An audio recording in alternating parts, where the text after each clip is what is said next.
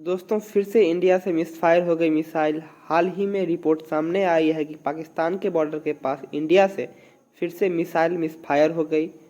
दोस्तों यहाँ पर कुछ ऐसा हुआ है कि इंडियन आर्मी 20 से 25 किलोमीटर के रेंज की मिसाइल को टेस्ट कर रही थी और उसी वक्त 3 मिसाइल मिसफायर हो गई और ये राजस्थान के पास के गांव में जा गिरी। पर फॉर्चुनेटली कोई भी बड़ा नुकसान नहीं हुआ।